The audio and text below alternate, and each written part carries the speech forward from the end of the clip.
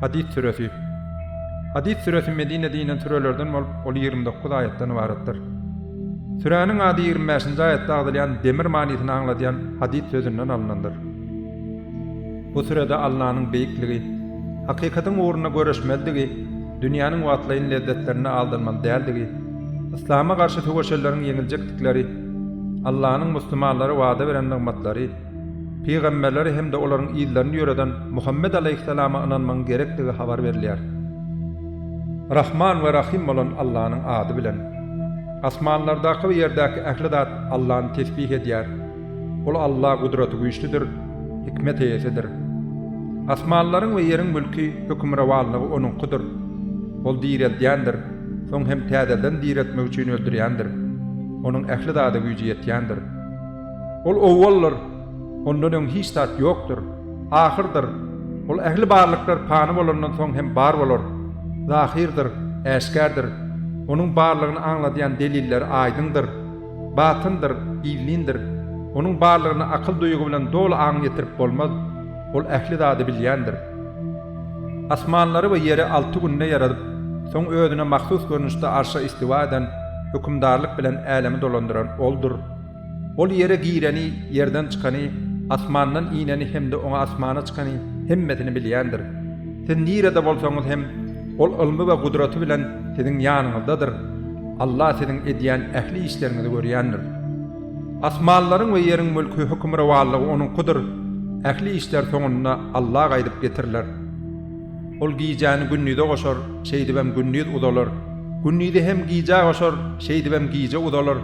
Ol gursaklardakyny, ýüreklerdäkini bilýändir. Allah we onuň ilçisine iman getiriň. Siziň ygtyýaryňyza goýulan öz eýetçiligiňizde degişli dadyňyzdan Allah ýoluna haýyr sahawat ediň. Siziň içiňizden iman getirip Allah razylygy üçin haýyr sahawat edýänlere uly syla bardyr. Peygamber sizi Perwerdigaryňyza iman getirmäge çagyran wagty siz näme üçin Allah iman getirmeýärsiňiz? Eger siz mümin bolsaňyz, Allah sizden bu meselede anyk ähli peýman söz alypdy. Sizi tümlükden aýdyllyga çykarmak üçin öz guluna peygamberine äşkär ayatlar, alamatlar iýberen hem oldur. Taqiq Allah size mehirlidir, rehim şefaatlidir.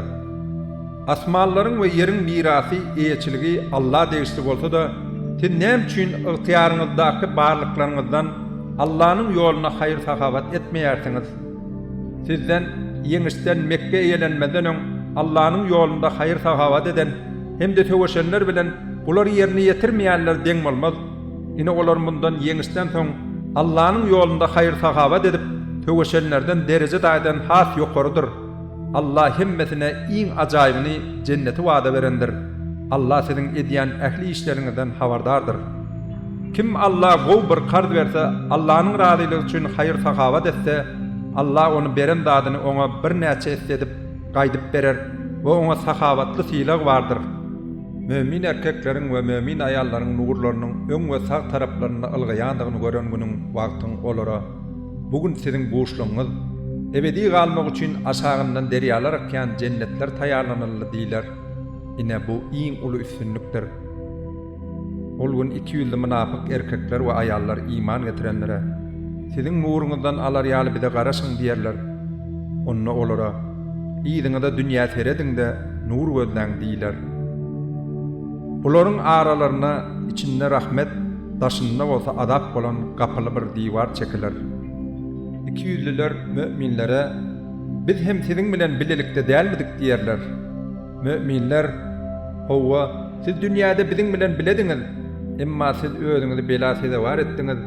Siz tä hakyň emir gelýänçe pursada garaşdyňyz, şek şüphelere düşdiňiz. Ham hyýallaryňyz sizi aldady. Ol aldawçy şeytan sizi Allah hakda ters düşünjeler bilen aldady" diýerler. Biz bugün sizden de kapyrlardan da halas boluş fidyesi tölegi alınmaz. Siziň barjak ýeriňiz otdur. Ol Allah siziň hostlaryňyzdyr. Ol barıljak nähil erbet ýerdir. İman getirenlerin kalplarynyň Allah'ny hem de onuň tarapyndan inen hakikaty atlap, gorkup, yumşamagynyň wagty gelmedimi? Öň özlerine kitap berilip, üstünden uzak wagt geçenligi sebäpli ýürekleri gatylaşanlar ýa-da doň ýürek bolmasynlar, olaryň köpsi ýoldan çykan pasyklardyr. Bilip goýun, Allah ölümden soň bütün yer ýüzüni direlder. Siz akıl ýetirersiňiz diýip biziň ayatlarymyzda şey dip düşündirdik. Taqiq sadaka veren erkeklere, sadaka veren ayallara ve Allah ýaşy kard verenlere, hayır sahavat edenlere onun sylagy bir näçe esse artdyrylyp berler. Olara sahavatly sylag vardır. Allah ve onun peygamberlerine iman getirenler ine olar dogruçul, hak dini dolu tasdiklan kişilerdir ve Perwerdigarnyň ýanynda şaýatlardyr. Olar üçin sylag we nur, rahmet bardyr. Emma inkar edenler ve biziň ayatlarymyzda yalan hataplanlar, olar dogdahydyrylar. Bilip goýuň, dünýä ýaşaýşy bir oýundur. Boş wagt ýitirmedir, güýmenjedir, bedegdir, aldawdyr. Öz araňyzda garşylykly öwünmedir, hemde mal mülk we perden nesil köpetme ýarşydyr. Şeýle de ol göýe ýagan ýaş bilen hatyly göwnüne ýaran daýhan ýalydyr. Soň ol gurap galar, sen onu saralan guran ýagdaýda görersiň, soň hem çöpe öwürler. Ine dünýä ýaşaýşy hem şeýledir. Ahiretde bolsa kapyrlar üçin dünýädäki etmişlerine göre ýowuz azap bardyr. Müminler üçin bolsa Allah tarapyndan ýalka we razyçylyk bardyr. Dünýä ýaşaýşy yalan bähbitden başga zat däldir. Perwerdigaryňyzdan geljek ýalkawa Allah we onuň peýgamberlerine iman getirenler üçin taýýarlanylan hem de giňişligi asmanlar we ýeriň aralygy ýaly bolan ol jennete girmek üçin ýarşyň, howlugyň. Bu Allah'ın öz islenine berýän fazly keremidir. Allah ulu fazly kereme ýesedir. Yer ýüzünde bolup geçýän we siziň başyňyza gelen islendik belany biz henüz onu yaratmagymyzdan öň bir kitapda ýazyp goýýandyr. Taqiq bu Allah üçin aňsatdyr. Allah muny siziň gideren zatlaryňyza gynanmadygyňyz, size berilen zatlaryň nymatlar üçin hem ulumsy tekebbir bolmadygyňyz üçin beýan edýär. Ol Allah öňünüp duran ulumsylaryň hiç haýtyny halamaz. Olar hayır işlerde husyt bolup, insanları hem husytlygy emrederler, ündärler. Kim Allah boyun bolmakdan ýüde gursa, taqiq Allah baýdyr, hiç da mätäş däldir we hamda sena edilmäge münasipdir. Taqiq biz peýgamberlerimizi äşkar deliller bilen ýerdik. We insanlaryň adalaty saklamaklar üçin peýgamberler bilen birlikde kitap we adalat terezisini ýerdik.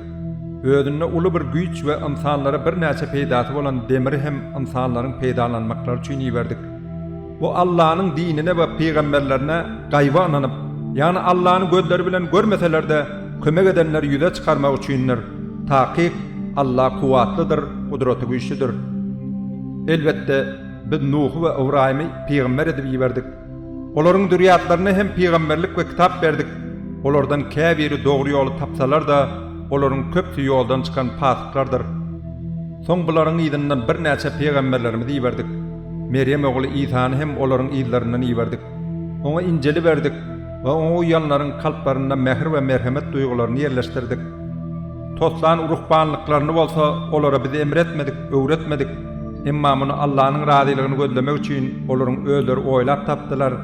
Niýetleri Allah'ın razylygy bolsa da dinde ýok zat tosladylar. Özleri de onu dolu berjay hem etmediler.